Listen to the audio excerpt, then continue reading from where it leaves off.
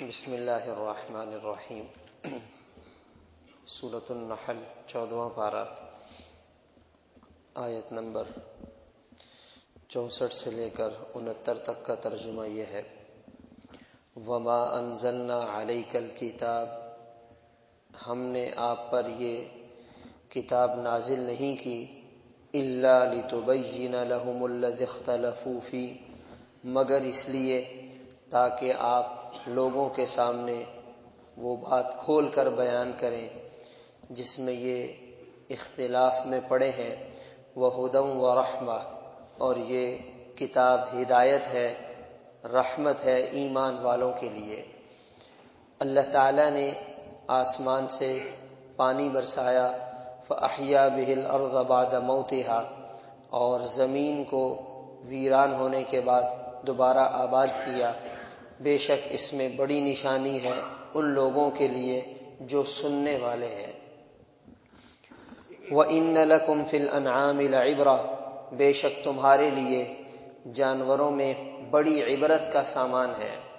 ہم تمہیں ان کے پیٹ سے پلاتے ہیں خون اور گوبر کے درمیان سے، لبناً خالصا، خالص دودھ، سائغا للشاربین، جو پینے والوں کے گلے سے آرام سے اتر جاتا ہے، اور کھجور کے پھلوں میں سے اور انگور کے پھلوں میں سے تم اس سے بناتے ہو میٹھی چیزیں، عمدہ رزق۔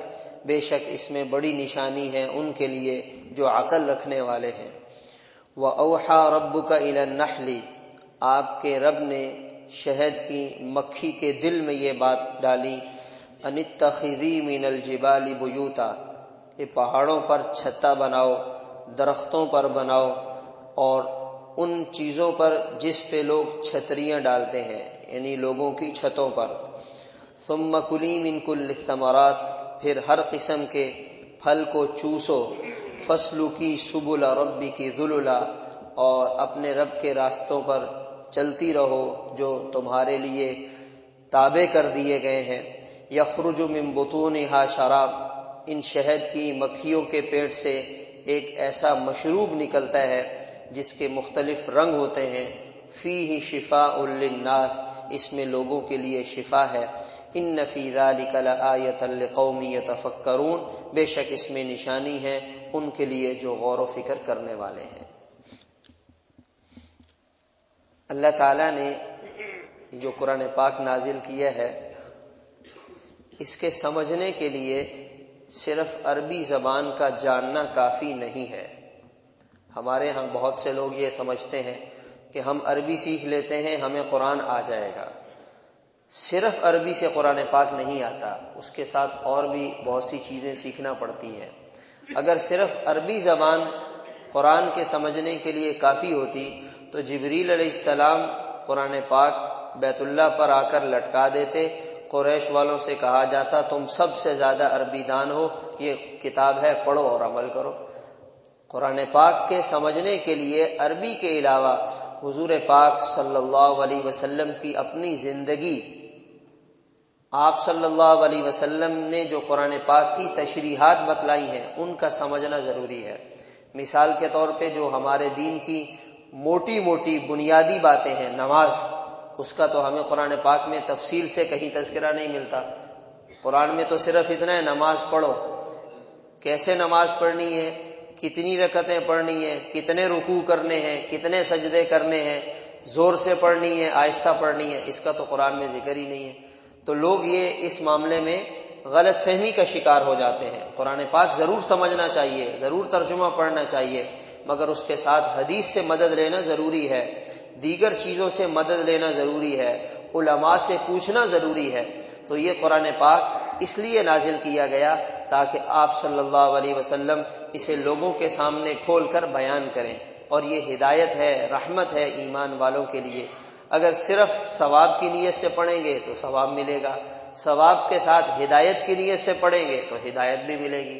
یعنی آدمی قرآن پاک کھول کر اسے پڑھے، اسے سمجھے اور اپنی زندگی کو اس کے ساتھ ملائے۔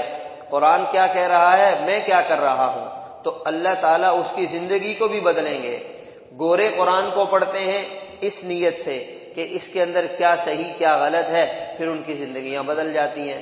ہم سمجھتے ہیں کہ ہم نے صرف اپنے مرحومین کو ثواب پہنچانا ہے یا ہم نے صرف اپنے لیے ثواب کمانا ہے، تو ثواب یقیناً مل جاتا ہے، مگر وہ جو ہدایت جو قرآن پاک کے اندر اللہ تعالیٰ نے رکھی ہے وہ ہمیں جو حاصل ہونی چاہیے تھی اس میں کمی رہ جاتی ہے۔ تو ہم قرآن پاک کو ہدایت لینے کی نیت سے سنیں اور سمجھیں اور اپنی زندگی اس کے مطابق بنائیں۔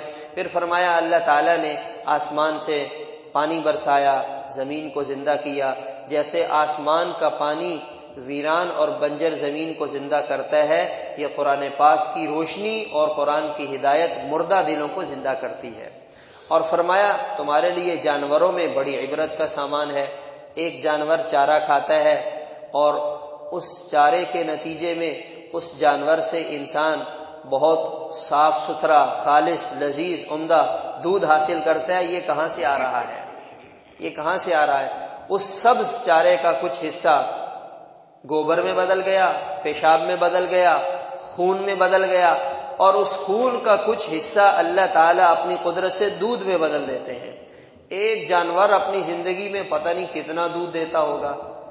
اچھا، بھینس چارہ کھا رہی ہے تو اس سے دودھ آ رہا ہے، بھینسا کھائے گا تو نہیں آئے گا۔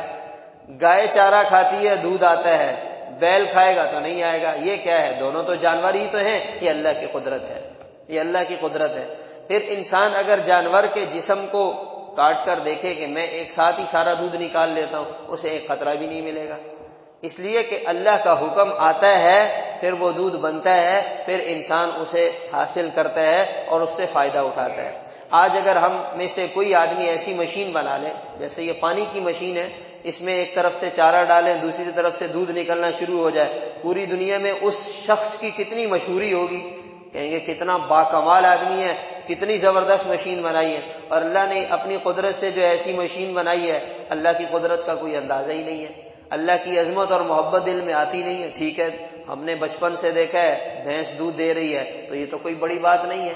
تو انسان کو اللہ کی قدرت کو عادتاً، اللہ کی قدرت کی چیزوں کو عادتاً نہیں دیکھنا چاہیے، عبرت کی نگاہ سے دیکھنا چاہیے۔ اس لیے اللہ نے فرمایا وَإِنَّ لَكُمْ فِي الْأَنْعَامِ لَعِبْرَةً، اور دودھ کا ہماری زندگی میں کتنا استعمال ہے، ہمارے سامنے ہر چیز کے اندر انسان دودھ کو ملاتا ہے، استعمال کرتا ہے اور اس سے کتنی چیزیں حاصل کرتا ہے۔ پھر اللہ تعالیٰ نے شہد کی مکھیوں کا ایک نظام بنایا، شہد کی مکھیوں کا، اس کو اللہ تعالیٰ نے حکم دیا ان اتخذی من الجبال بیوتا، پہاڑوں پہ جا کر اپنے چھتیں بناؤ، درختوں پہ چھتیں بناؤ، لوگوں کے چھتوں پر اپنے چھتیں بناؤ، اور مختلف پھلوں کا رس چوسو اور یہاں لا کر اس کے اندر ڈال دو۔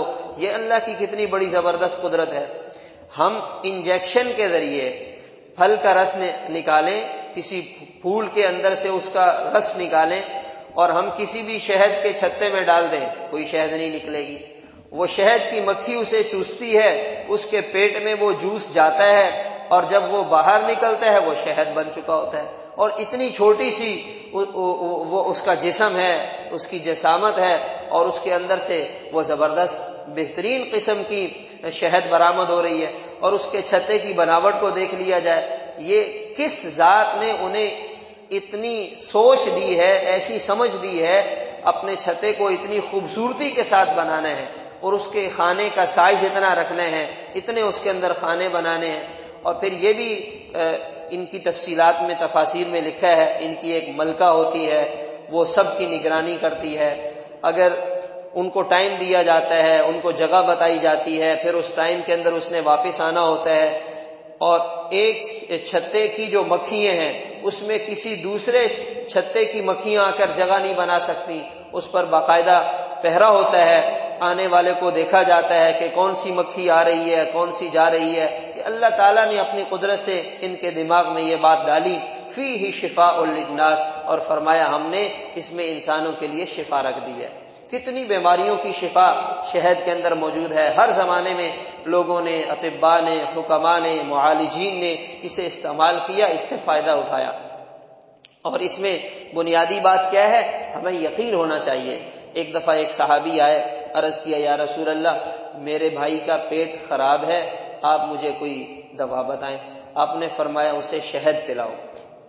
شہد پلائی تو وہ اور خراب ہو گیا، دوبارہ آ کر بتایا، آپ نے فرمایا شہد پلاؤ، پیٹ اور خراب ہو گیا، تیسری دفعہ آئے پھر اور خراب ہو گیا، چوتھی دفعہ جب آئے تو آپ صلی اللہ علیہ وسلم کو لگا کہیں ایسا نہ ہو کہ میرے صحابی کے یقین میں فرق آ جائے، تو آپ نے پہلے یہ جملہ فرمایا صدق اللہ وکذب بطن اخیک، اللہ تعالیٰ نے جو فرمایا وہ سچ ہے، تیرے بھائی کے پیٹ نے جھوٹ بولا ہے۔ یعنی قرآن نے جب کہا ہے شفا ہے تو اس میں تمہارے بھائی کے پیٹ میں مسئلہ ہو سکتا ہے، قرآن کی بات میں کوئی شک نہیں ہو سکتا، اور فرمایا جاؤ پھر اسے شہد پلاؤ، چوتھی دفعہ جب شہد پلائی تو اس کے بھائی کا پیٹ ٹھیک ہو گیا۔ تو یقین یہ اصل چیز ہے کہ جب انسان ایسی چیزوں کو استعمال کرے، یقین کے ساتھ کرے گا تو اللہ تعالیٰ اسے ضرور اس سے فائدہ پہنچاتے ہیں۔ اللہ تعالیٰ ہمیں اس اپنی قدرت کی نشانیوں میں غور و فکر کرتے ہوئے اپنی ذات اور اپنی محبت اور اپنی عظمت ہمیں نصیب فرمائے۔ اصل چیز یہی ہے، ہم اگر ان چیزوں کی تفصیلات کو سنتے رہیں، پڑھتے رہے اور دل میں اللہ کی محبت نہ آئے تو کیا فائدہ؟ جیسے دنیا کا کوئی انسان کوئی چیز بناتا ہے، ہم اس کا تذکرہ سنتے ہیں، دل میں اس کی محبت خود بخود آ جاتی ہے، دل کرتا ہے اس کے ساتھ تعلق بن جائے، تو اللہ کے ساتھ بھی تعلق ہمارا بن جائے، ہمارے دل میں اللہ کی محبت اس طرح بیٹھ جائے۔ یہ اصل قرآن پاک کا پیغام ہے۔ اللہ تعالیٰ عمل کی توفیق عطا فرمائے۔